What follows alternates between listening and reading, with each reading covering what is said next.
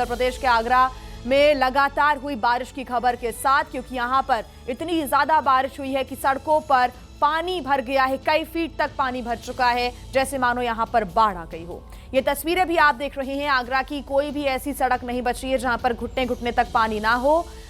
System पर तंज कसने के लिए बाल योगी ने नाव की सवारी की, जिनकी तस्वीरें भी देखिए कैसे वायरल हो रही हैं। कई जगहों पर यहाँ सड़कों पर कार के बोनट तक पानी पहुंच चुका है। तस्वीरों में आप देख सकते हैं कि बड़ी बड़ी जो गाड़ियां हैं वो सड़कों पर भरे हुए पानी से जूझती हुई नजर आ रही हैं। छोटी गाड़ी हो या फिर बड़ी गाड़ी हो, सबका वही हाल। कई जगह लोगों की बाइकें खराब हो गई हैं। हालात यहाँ पर ऐसे हो गए हैं कि कई घर, दुकानों में पानी भर गया है। तस्वीरों को देखकर हालातों का अंदाजा आप लगा सकते हैं। ये स्मार्ट सिटी आगरा की तस्वीरें हैं, जहां पर बोट चल रही है इस वक्त, जिसके दावे की यहां पर पोल एक ही बारिश ने खोल दी। प्रशासन के दावों पर तंज कसते हुए बोट पर सवारी करते हुए भी लोग नजर आ रहे हैं। तो देखिए, इस वक्त आसमानी आफत से जितने शहर जूझ रहे हैं उसमें सबसे बड़ा नाम गुवाहाटी का सामने आ रहा है। जी हां, यहां पर इतनी बारिश हुई कि सड़कों पर जगह जगह पानी भर गया। और टीवी स्क्रीन पर दिख रही ये तस्वीर बारिश के ठीक बाद की है, जिसे बारिश के साइड इफेक्ट के तौर पर देख सकते हैं, क्योंकि सड़कों पर इतना पानी है कि गाड़ियां रेंगती नजर आ रही हैं। कई जगहों तो इतना पानी भर गया कि लोगों को निकलना मुश्किल हो गया। दरअसल इस वक्त सभी नदी नाले उफान पर है, प्रशासन अलर्ट मोड पर है। वहीं लोगों से अपील की जा रही है कि जरूरत ना हो तो घरों से ना निकले, लेकिन रोजमर्रा की जरूरत के आगे लोग इस पानी में भी निकलने के लिए मजबूर है। अमेरिका में बाढ़ बारिश की वजह से हाल बेहाल है। यहाँ पर कई हाईवों पर पानी भर चुका है और कई जो सड़कें हैं पानी से लबालब नजर आ रही है। न्यूयॉर्क से खास तौर से चौंका देने वाली तस्वीरें सामने आई। ये तस्वीरें हैं न्यूयॉर्क के ग्रैंड सेंट्रल स्टेशन की। इन तस्वीरों को देखकर आप भी चौंक जाएंगे। जी हां, आप चौंक गए ना। ये हमारे देश की नहीं बल्कि दुनिया के धनी देशों में शुमार अमेरिका के न्यूयॉर्क का हाल है।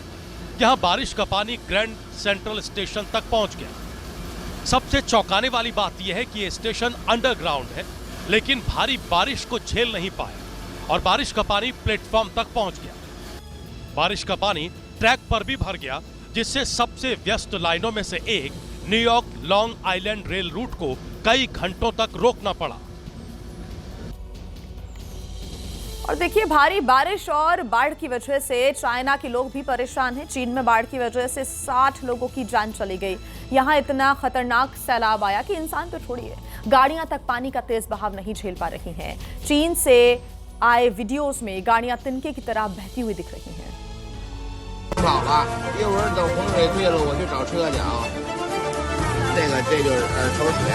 यहाँ गाड़ियों को बाढ़ का पानी कंट्रोल कर रहा था। आड़ी टेढ़ी बह रही गाड़ियां पानी की दिशा में चली जा रही थी। चीन के शांशी प्रांत की इन गलियों में सैलाब की ताकत ने गाड़ियों को बेसहारा कर दिया। कुछ ऐसी भी गाड़ियां थी जो बहने की बजाय पानी के बीच फंसी रही। कहीं किसी गाड़ी पर घर का हिस्सा टूट कर गिरा, तो कहीं कोई गाड़ी किसी पोल का बोझ लिए सैलाब में फंसी रही। उत्तरी चीन में बाढ़ की ये तस्वीरें तब आई जब यहाँ बारिश ने 30 साल का रिकॉर्ड तोड़ा। और तो और बाढ़ की वजह से अकेले बीजिंग में 44 लोगों की मौत हो गई। कई लोग अभी भी लापता बताए जा रहे हैं और उत्तरी चीन में 40 से ज्यादा नदियां ओवरफ्लो हो गई हैं। हालात इतने खराब यहां पर हो गए हैं कि नदियों में पानी के साथ साथ गाड़ियां बह रही हैं। हिचकोले खाती हुई ये कार बाढ़ की वजह से बेकार हो गई। किसी मामूली से हल्के सामान की तरह पानी इस कार को बहा ले जा रहा था। रिहायशी इलाकों तक पानी आया तो इस पिकअप गाड़ी का रास्ता भी सैलाब ने रोका। नदी के खतरनाक पानी में कंटेनर भी बहता हुआ आया। पानी की दिशा में बहते बहते उसकी टक्कर नदी पर बने पुल से हो गई। उत्तरी चीन के खतरनाक सैलाब ने 60 लोगों की जान ली, तो 80,000 लोग ऐसे थे जिन्हें इन सैलाब से बचाने के लिए दूसरी जगह शिफ्ट किया गया। हालांकि पानी नदी से निकलकर अस्पतालों तक भी आ गया। चीन के अस्पताल के कॉरिडोर में पानी की रफ्तार नदियों जैसी थी। और चलिए अब आपको कुछ तस्वीरें हम दिखाते हैं जो सामने आई हैं दक्षिण अमेरिकी देश इक्वाडोर से, जहां पर तेज रफ्तार कार का खौफ देखने को यहां मिला है जब एक रेस के दौरान एक कार अपना नियंत्रण खो बैठी और भीड़ में जा घुसी। ठीक फिनिश लाइन से कुछ ही मीटर पहले ही यहां एक बड़ा हादसा हो गया। ये डरा देने वाली तस्वीरें सामने आई हैं। इस हादसे में 2 लोगों की मौत हो गई, 18 लोग गंभीर रूप से घायल हुए हैं। हादसे के बाद रेस स्थगित कर दी गई। तो हादसे में 2 की मौत हो गई, 18 लोग घायल हो गए। रेस में ये कार शामिल हुई थी और ठीक फिनिश लाइन के पहले ही ये कार अनियंत्रित हो गई और भीड़ में जा घुसी। 2 लोगों की मौत हो गई तो वहीं 18 से ज्यादा लोग यहां गंभीर रूप से घायल बताए जा रहे हैं। जैसे ही कार ने स्लिप किया, जैसे ही रोकने की कोशिश यहां ड्राइवर ने की, वैसे ही पूरे इलाके में धुआं जैसा उठ गया। 2 लोगों की यहां मौत की जानकारी मिल गई है। चलिए खबरों में आगे बढ़ते हुए बात करते राजधानी दिल्ली की, जहां के बसंत कुंज इलाके में उस वक्त एक बड़ा हादसा हो गया जब खेलते वक्त एक बच्चा खुले हुए सीवर में जा गिरा। कल से रेस्क्यू ऑपरेशन चल रहा है लेकिन बच्चा अभी तक नहीं मिला। बताया जा रहा है कि बारिश के बीच 2 बच्चे अपने घर जा रहे थे, तभी वो इस खुले हुए सीवर में जा गिरे, जिनमें से एक बच्चा तो निकल गया लेकिन एक बच्चा इसी सीवर में बह गया। ये घटना करीब दोपहर 1 बजे की है। जैसे ही बच्चा गिरा, इसकी खबर पुलिस को दी, जिसके बाद फायर ब्रिगेड और राहत बचाव टीम मौके पर पहुंची और रेस्क्यू ऑपरेशन शुरू कर दिया। लेकिन घंटों तक चले रेस्क्यू ऑपरेशन के बाद भी बच्चे का कुछ पता नहीं चला। ये वही जगह है जहां पर जो घटना है होती है। फिलहाल इस जगह को जेसीबी मशीन के सहारे जो यहाँ पर मिट्टी थी उसे हटाया गया है, पूरी जगह को खोद दिया गया। जिस जगह ये घटना हुई इलाका है हुआ। और आइए अब बात करते हैं हरियाणा के करनाल की, जहां पर एक दर्दनाक हादसा हुआ। एक कार नहर में जा गिरी जिससे कार में सवार महिला की मौत हो गई, जबकि उसका पति अभी लापता बताया जा रहा है। इस बात को देखकर अंदाजा लगाया जा सकता है कि हादसा कितना भयंकर हुआ होगा। ये हादसा करनाल की पश्चिमी यमुना नहर में हुआ। बताया जा रहा है पति पत्नी सवार कार नहर में फिसलकर गिर गई। स्थानीय लोगों ने तुरंत रेस्क्यू शुरू कर पुलिस को सूचना दी। पुलिस और गोताखोर इस कार को देखकर अंदाजा लगाया जा सकता है कि हादसा कितना भयंकर हुआ होगा। ये हादसा करनाल के पश्चिमी यमुना नहर में हुआ। बताया जा रहा है पति पत्नी सवार कार नहर में फिसलकर गिर गई। स्थानीय लोगों ने तुरंत रेस्क्यू शुरू कर पुलिस को सूचना दी। पुलिस और गोताखोरों की टीम मौके पर पहुंची और क्रेन की मदद से कार को बाहर निकाला गया, जिसमें बेसुध अवस्था में महिला निकली, जिसे तुरंत अस्पताल ले जाया गया, लेकिन उनकी जान नहीं बचाई जा सकी। 2 के बारे में जानकारी के बारे में बता रहे हैं कि भाई एक महिलानी थी और एक महिला, 2 थे, पत्नी के बारे में बताया जा रहा है। हादसे के बाद लापता व्यक्ति की तलाश की जा रही है। पुलिस हादसे की जांच में जुट गई है। बात हिमाचल प्रदेश की, जहां के मंडी में उस वक्त दर्दनाक हादसा हो गया जब एक बस खाई में जा गिरी। स्थानीय लोगों ने बस में सवार लोगों को बचाने में काफी मदद की, लेकिन एक महिला की मौत हो गई। तस्वीरों में देखा जा सकता है कि गहरी खाई में बस गिरी, लोगों को रेस्क्यू करके निकाला जा। तो हिमाचल प्रदेश के मंडी की ये तस्वीरें आप देख रहे हैं। देखिए अलग अलग इलाकों में इस वक्त बाढ़ बारिश का खतरा लगातार जारी है। हादसों की भी तस्वीरें लगातार आ रही हैं सामने। खासतौर से हिमाचल प्रदेश की बात करें तो यहाँ की स्थितियां भयावह हैं, लेकिन ये दर्दनाक हादसा तब हो गया जब एक बस खाई में जा गिरी और एक महिला की मौत हो गई। 9 यात्री यहाँ पर गंभीर रूप से घायल हुए हैं। यहाँ बताया जा रहा है अभी शुरुआती जांच में कि ड्राइवर की लापरवाही की वजह से ये बस गहरी खाई में जा गिरी। ये दर्दनाक हादसा हो गया। हालांकि स्थानीय लोग मौके पर पहुंचे, सभी को सुरक्षित बाहर निकालने की कोशिश की गई, सभी को सुरक्षित बाहर निकाला गया, लेकिन इस दौरान एक महिला की मौत की जानकारी मिल रही है। कई यात्री गंभीर रूप से घायल हो गए हैं, जिनकी संख्या 9 बताई जा रही है। अस्पताल में उनका इलाज चल रहा है। हिमाचल प्रदेश में इस वक्त कई लोग पर्यटन के लिए भी जाते हैं, लेकिन ड्राइवर की लापरवाही की वजह से ये दर्दनाक सड़क हादसा हो गया। बस दुर्घटनाग्रस्त हो गई। एक महिला की मौत की जानकारी, 9 यात्री घायल बताए जा रहे हैं। हालांकि जांच पड़ताल की जा रही है। ड्राइवर की लापरवाही के चलते ये दर्दनाक हादसा हुआ है, ये जानकारी मिल रही है। हिमाचल प्रदेश का मंडी का इलाका, जहां पर ये बस खाई में जा गिरी। फिलहाल हादसे की जांच हो रही है। क्या खुलासा होता है इस पर नजर रहेगी। और तब की तस्वीरें भी आपके सामने हम दिखा रहे हैं। ये तब की तस्वीरें हैं जब ये बस खाई में पलटी हुई नजर आ रही है और जैसे ही सूचना मिली वैसे ही स्थानीय लोग मौके पर पहुंचे, प्रशासन की टीम मौके पर पहुंची, लेकिन स्थानीय लोगों की मदद के बाद सभी को बाहर निकालने का प्रयास जरूर किया गया। ऐसे में कई सुरक्षित बचे हैं, लेकिन एक महिला की मौत की जानकारी मिल रही है।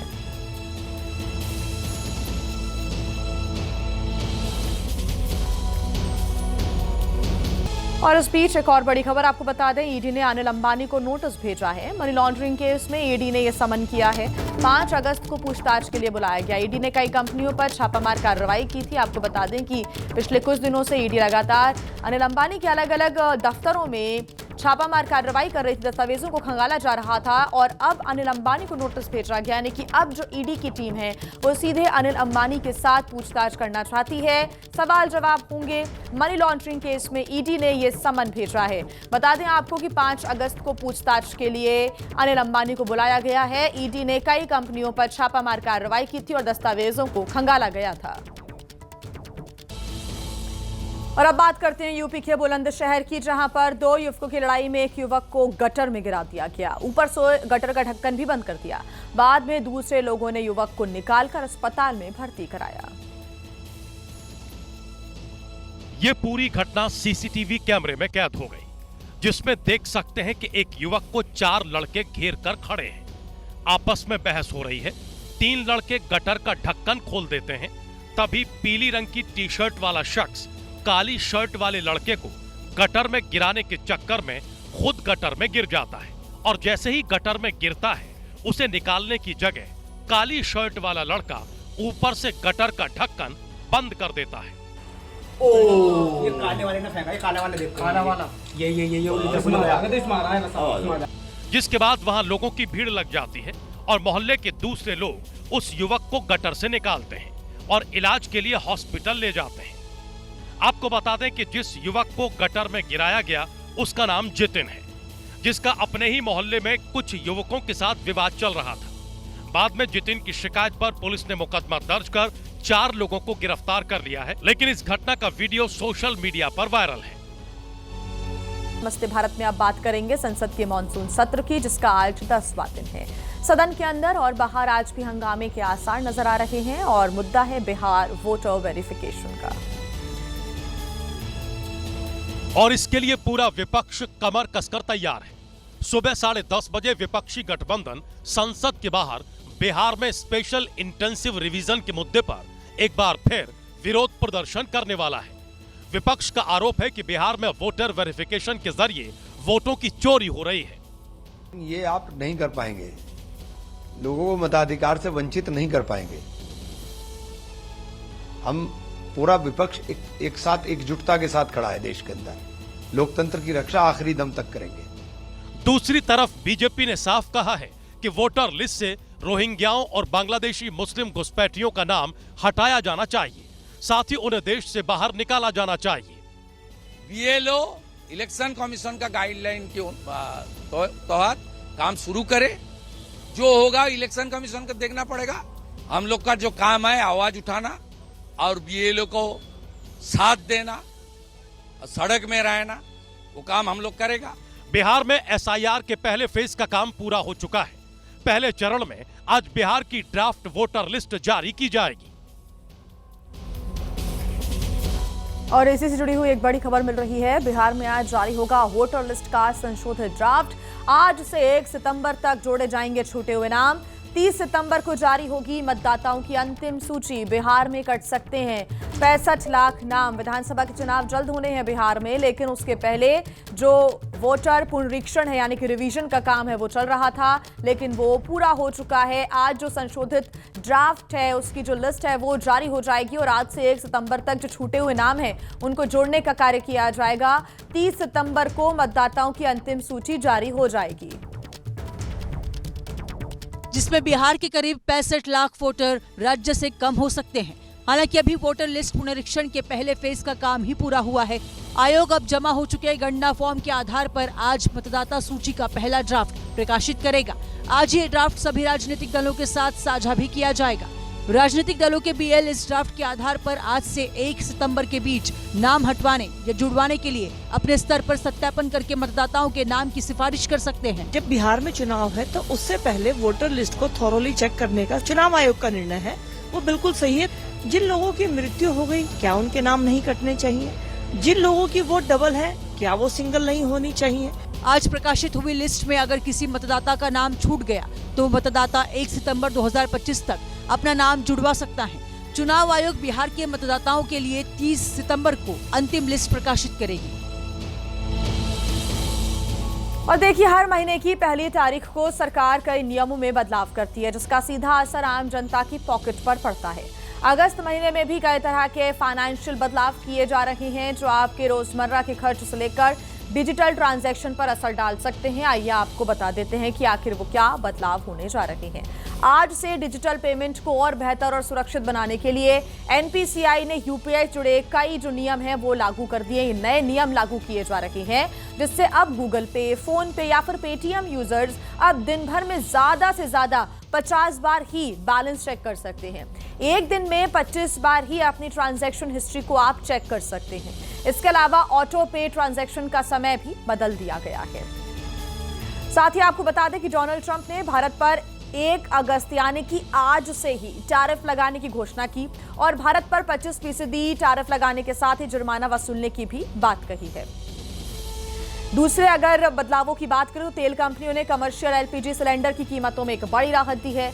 19 किलो वाले कमर्शियल एलपीजी सिलेंडर की कीमत 33.50 रुपए घटा दी गई है। आरबीआई ने कॉल मनी मार्केट रेपो और ट्राई पार्टी रेपो बाजारों के कारोबारी घंटों में विस्तार की एक बड़ी घोषणा की। नया समय सुबह 9 बजे से शाम 4 बजे तक होगा। भारतीय रिजर्व बैंक की मौद्रिक नीति समिति की अगली बैठक 4 से 6 अगस्त तक निर्धारित है और इस बैठक में कई महत्वपूर्ण और बड़ी घोषणाएं की जाएंगी, जिनमें रेपो दर में बदलाव भी हो सकता है और अगर ऐसा होता है तो होम या फिर कार लोन की ईएमआई सस्ती हो सकती है। देखिए, अमेरिकी राष्ट्रपति डोनाल्ड ट्रंप के 25% टैरिफ की घोषणा के बाद भारत सरकार ने अमेरिका के स्टेल्थ फाइटर जेट F-35 खरीदने की किसी भी योजना से इनकार कर दिया है। ब्लूमबर्ग की तरफ से सूत्रों के हवाले से यह जानकारी सामने आई है। आपको बता दें कि भारत सरकार के सूत्रों के मुताबिक भारत ने अमेरिका को बता दिया है कि वो F-35 नहीं, निकट भविष्य में अमेरिका से कोई बड़ा रक्षा सौदा भी नहीं करने जा रहा है। भारतीय अधिकारियों ने यह भी साफ कर दिया है कि भारत रक्षा खरीद में हथियारों के संयुक्त विकास, तकनीक के हस्तांतरण, मेक इन इंडिया और आत्मनिर्भरता जैसी शर्तों को प्राथमिकता देता रहेगा। फरवरी 2025 में जब प्रधानमंत्री मोदी और डोनाल्ड ट्रंप की मुलाकात हुई थी, तब मुलाकात के एजेंडे में F-35 का कोई जिक्र नहीं था, लेकिन ट्रंप ने फिर भी F-35 का ऑफर दिया था। हालांकि पेशकश के बाद भी भारत ने F-35 खरीदने की डील को कभी आगे नहीं बढ़ाया। अमेरिका के एक F-35 लाइटनिंग विमान की कीमत तकरीबन 963 करोड़ रुपए है और इसकी सालाना मेंटेनेंस तकरीबन 57 करोड़ रुपए आती है। यानी कि एक F-35 खरीदने का मतलब है पूरे 1000 करोड़ रुपए का निवेश। इन्हीं मुद्दों की वजह से भारतीय सेना ने इन जेट्स पर अब तक ध्यान नहीं दिया है और हाल ही में ब्रिटिश F-35C ने केरल में आपात लैंडिंग की थी, जिससे इसे ठीक करने में ब्रिटेन के पसीने छूट गए थे। इसके अलावा बुधवार को ही अमेरिका के कैलिफोर्निया में यूएस नौसेना का F-35 फाइटर जेट क्रैश भी हो गया था, जिसकी तस्वीरें भी सामने आई थी। और यही तमाम जो मुद्दे हैं, तमाम कारण हैं जिसकी वजह से भारत ने इस डील को कभी भी आगे नहीं बढ़ाया और बातचीत आगे नहीं की। और देखिए, राजनीतिक दल राजनीति के लिए कुछ भी कर सकते हैं। इसकी एक बड़ी तस्वीर यूपी के भदोही से सामने आई, जहां पर समाजवादी पार्टी की एक महिला नेता ने सरकारी स्कूल में पीडीए की पाठशाला लगा दी, लेकिन जब वीडियो वायरल हुआ तो एक्शन में होने में भी देर नहीं लगी।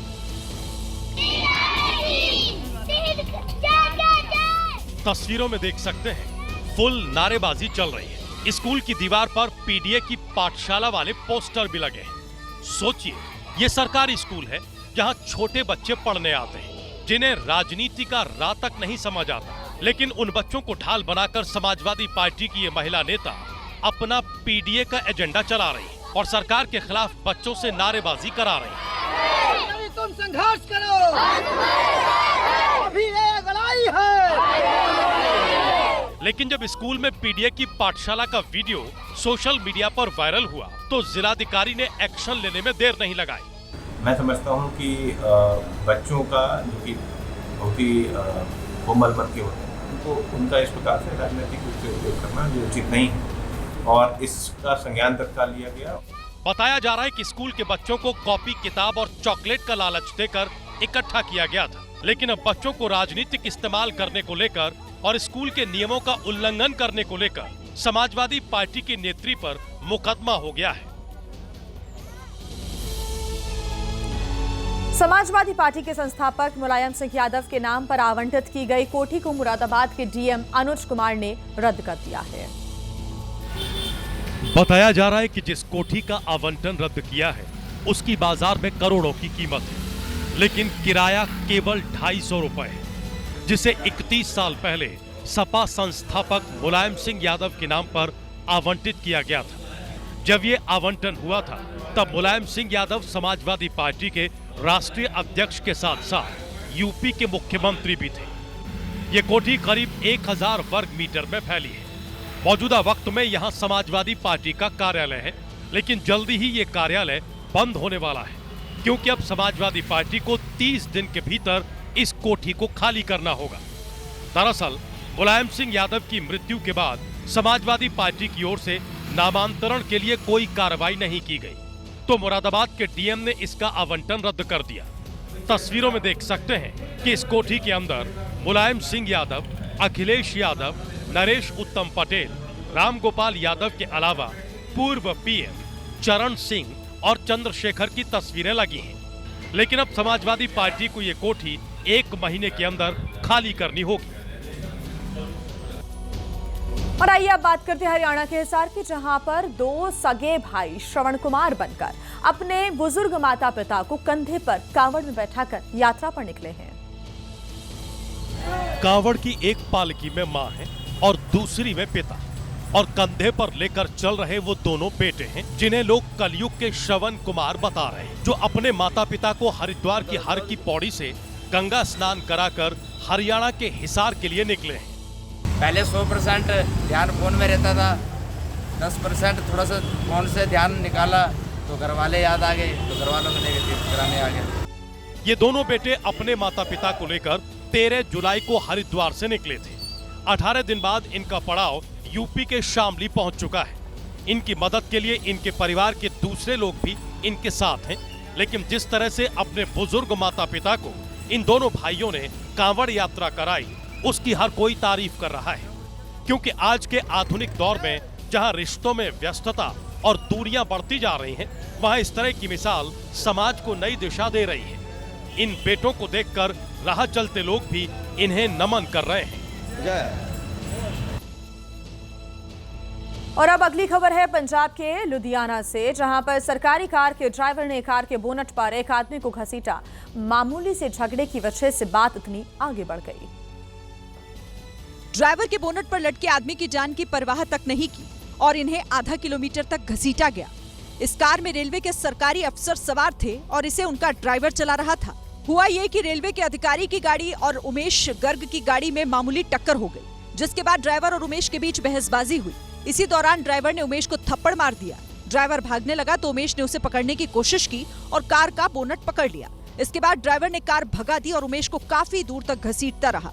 पुलिस मौके पर पहुंची और दोनों पक्षों को थाने ले गई। बताया जा रहा है कि रेलवे के अफसर मौके से फरार हो गए। राजस्थान के श्रीगंगानगर में 79 साल की बुजुर्ग महिला की हत्या के मामले में पुलिस ने एक बड़ा खुलासा किया है। हत्यारा कोई और नहीं बल्कि उनका पोता ही निकला। पुलिस की गिरफ्त में खड़े शख्स को गेमिंग की लत थी। यही वजह है कि इसने मौका पाकर न केवल अपनी दादी की हत्या की, बल्कि घर में रखा 18,000 नगद और सोने चांदी के आभूषणों पर अपना हाथ साफ कर दिया। सबसे हैरानी की बात यह है कि इस वारदात के बाद इसी शख्स ने बदमाशों पर घर में हुई लूट और हत्या का मुकदमा दर्ज कराया था। मामले के खुलासे के लिए पुलिस ने कई सीसीटीवी रिकॉर्ड खंगाले। जब कुछ नहीं मिला तो मनीष नाम के शख्स से कड़ाई से पूछताछ की तो वो टूट गया और अपना गुनाह कबूल कर लिया। दादी की हत्या करने के पीछे पोते मनीष का कोई और मकसद नहीं बल्कि पैसों की तंगी थी। पोता मनीष गेमिंग ऐप पर पैसे लगाता था, जिसको दादी अक्सर डांटती थी। बात करते हैं नोएडा की, जहां पर दिन दहाड़े एक स्कूली छात्रा की किडनैपिंग हो गई। जी हां, और ये पूरी वारदात वहां लगे सीसीटीवी कैमरा में रिकॉर्ड हो गई। सीसीटीवी फुटेज में दिखाई दिया कि छात्राएं स्कूल के अंदर जा रही थी और किडनैपर पहले से ही कार लेकर वहां मौजूद था। जैसे ही छात्रा स्कूल के गेट तक पहुंची, इस किडनैपर ने उसे अपने पास बुला लिया। कुछ देर तक ये बदमाश छात्रा से बात करता रहा और जैसे ही छात्रा वापस स्कूल जाने लगी तो इसने उसका हाथ पकड़ लिया और जबरन कार में बैठाने लगा। ये वीडियो नोएडा के सेक्टर 53 के गिझोड़ इलाके से आया है। हालांकि पुलिस ने कुछ देर में इस शख्स को पकड़ लिया और बच्ची को सुरक्षित बरामद कर लिया। जांच में पता चला कि मोनू यादव नाम का ये शख्स पहले से ही लड़की को जानता था। और अब बात करते हैं बैंगलोर की, जहां पर एक महिला ने आर्थिक तंगी और घरेलू समस्याओं से तंग आकर आत्महत्या की कोशिश की। महिला का अस्पताल में इस वक्त इलाज चल रहा है। महिला ने सबसे पहले अपनी 1.5 साल की बेटी को जहर खिलाया और उसके बाद खुद भी सुसाइड करने की कोशिश की। बच्ची की तो मौत हो गई, लेकिन महिला किसी तरह बच गई, जिसका अस्पताल में इलाज चल रहा है।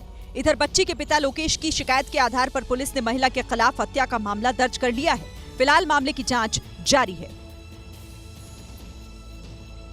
और अब बात दिल्ली की, जहां के गाजीपुर इलाके में मामूली सी बात पर 3 बदमाशों ने मिलकर एक युवक को मौत के घाट उतार दिया।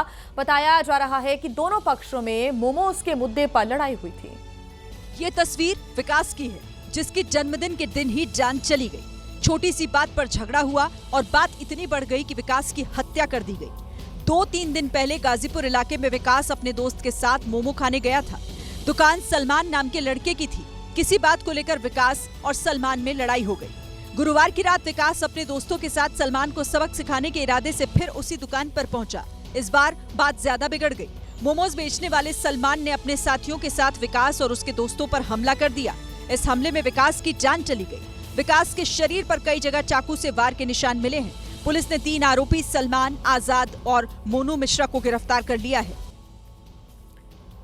बिहार के भागलपुर और कटिहार में बाढ़ से हालात बेकाबू हो चले हैं।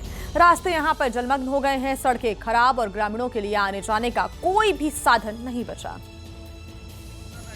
लेकिन देवमुनि नाम के इस दूल्हे ने हार नहीं मानी और आखिरकार अपनी दुल्हनिया को घर ले ही गए। देवमुनि कभी पैदल चले, कभी ई-रिक्शा पर बैठे, कभी गंगा की उफनती लहरों को पार किया। दरअसल पड़ोसी देश नेपाल में तेज बारिश हो रही है, जिससे मनिहारी में गंगा उफान पर है और इसी गाँव में देवमुनि की बारात आने वाली थी। ना कोई बैंड बाजा, ना ही बाराती नाचे। सादगी के साथ सारी रस्में अदा की गई। देवमुनि की दिली ख्वाहिश थी कि उनकी शादी धूमधाम से हो, लेकिन ख्वाहिश अधूरी रह गई। अपनी दुल्हन को लाने के लिए देवमुनि ने जो मेहनत की, वो पूरे बिहार में मोहब्बत की मिसाल बन गई। गाजियाबाद के एक इंजीनियरिंग कॉलेज में बड़ा हादसा टल गया। वो तो वक्त रहते छात्राओं को निकाल लिया गया था, नहीं तो दिल्ली के राजेंद्र नगर जैसा हादसा यहाँ पर भी हो सकता था। बेसमेंट में बारिश का पानी इतनी तेजी से घुसा मानो कोई झरना फूट पड़ा हो। पानी का बहाव इतना ज्यादा था कि पूरी गैलरी स्विमिंग पूल में तब्दील हो गई।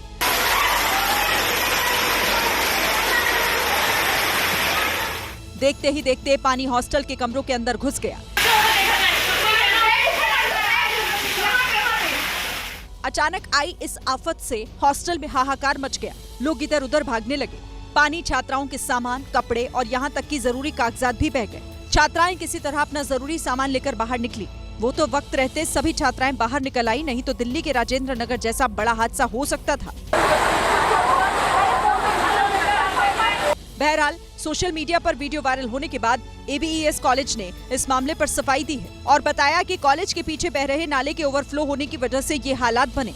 अब हालात सामान्य हैं और पानी को बेसमेंट से बाहर निकाल दिया गया, लेकिन सवाल कॉलेज प्रबंधन पर उठ रहे हैं, जो मोटी फीस वसूलने के चक्कर में इस तरह की घटनाओं को खुला न्यौता दे रहे हैं। दिल्ली के राजेंद्र नगर जैसा हादसा यहाँ पर भी हो सकता था। दिल्ली के राजेंद्र नगर का हादसा आपको याद होगा, जहाँ पर बेसमेंट में पानी भर गया था, जिसकी वजह से स्टूडेंट्स परेशान हो गए थे। 3 स्टूडेंट्स की मौत भी हो गई थी। कुछ वैसा ही हाल गाजियाबाद के एक इंजीनियरिंग कॉलेज में भी नजर आया। यहाँ पर हॉस्टल में इतना ज्यादा पानी भर गया था, छात्राओं को बमुश्किल यहाँ से बाहर निकाला गया। गनीमत रही कि सभी को वक्त रहते सुरक्षित बाहर निकाल लिया गया, क्योंकि पानी का जो लेवल है वो हॉस्टल के अंदर लगातार बढ़ता जा रहा था। सीढ़ियों से आप पानी देख रहे हैं, इतनी तेजी के साथ बह रहा है जैसे यहाँ पर कोई अंदर नदी बह रही हो। यहाँ पर पूरे कॉरिडोर में पानी ही पानी नजर आ रहा है। उत्तर प्रदेश का गाजियाबाद का ये इलाका, जहाँ पर हॉस्टल में नावर जो नहर है वो ऐसा लग रहा है बह रही हो, क्योंकि यहाँ पर नाला जब ओवरफ्लो हुआ तो हॉस्टल के अंदर भी गंदा पानी भर गया, जिसकी वजह से छात्राओं का जो सामान है वो भी खराब हो गया। लेकिन कुछ जो ज़रूरी डॉक्यूमेंट्स हैं, जो सामान है ज़रूरी, कुछ छात्राएं अपने साथ लेकर वो सुरक्षित बाहर निकल पाई। वक्त रहते सभी को सुरक्षित बाहर निकाला गया, नहीं तो यहाँ पर भी एक बड़ा हादसा हो सकता था। इन तस्वीरों को देखकर आप समझ सकते हैं। आधे से ज़्यादा जो गेट आपको नजर आ रही हैं हॉस्टल रूम्स के, वो भी पानी में डूबे हुए हैं। इससे अंदाजा आप लगाइए कितना ज्यादा पानी यहाँ पर भरा हुआ है। कुछ रूम्स तो यहाँ पर ऐसे नजर आ रही हैं जहाँ पर घुटने घुटने तक पानी भरा हुआ है। छात्राओं का पूरा जो सामान है वो इस पानी में खराब हो गया है। इस वक्त उत्तर प्रदेश में अलग अलग इलाकों पर भयंकर बारिश का दौर जारी है और आने वाले समय में भी बारिश का सिलसिला ऐसे ही जारी रह सकता है। एहतियातन तमाम कदम उठाने की अपील यहां पर की जा रही है, लेकिन सड़कों पर तो पानी भरा ही हुआ है। सड़कों के साथ साथ लोगों के घर, दुकानों में भी पानी घुस रहा है, जिसकी वजह से सामान का नुकसान हो रहा है। और ये हॉस्टल की आप तस्वीरें देख रही हैं, गर्ल्स हॉस्टल में किस प्रकार के हालात बन गए वो आप तस्वीरों से समझ सकते हैं। आइए अब आगे बढ़ते हैं, बात करते हैं मध्य प्रदेश की, जहां के बैतूल के एक मिशनरी स्कूल में एबीवीपी के कार्यकर्ताओं ने जमकर हंगामा बरपा। हालात इस कदर यहां बिगड़ गए कि स्कूल प्रबंधन को पुलिस तक बुलानी पड़ गई। एबीवीपी के कार्यकर्ताओं का आरोप है कि स्कूल मैनेजमेंट ने छात्रों से तिलक और कलावा उतरवाने को कहा। फिर क्या था, कार्यकर्ता बड़ी संख्या में स्कूल पहुंच गए और जमकर नारेबाजी, हंगामा करने लगे। हालात उस वक्त ज्यादा तनावपूर्ण हो गए जब प्रिंसिपल से मिलने की जिद कर रहे कार्यकर्ता ऑफिस के बाहर ही खड़े हो गए। बाहर एबीवीपी के कार्यकर्ता थे और प्रिंसिपल कमरे के अंदर।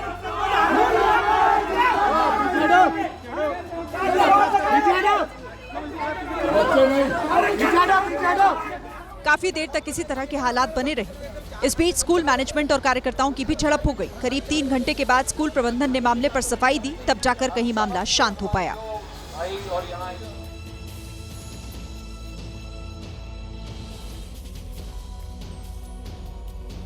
ये बैतूल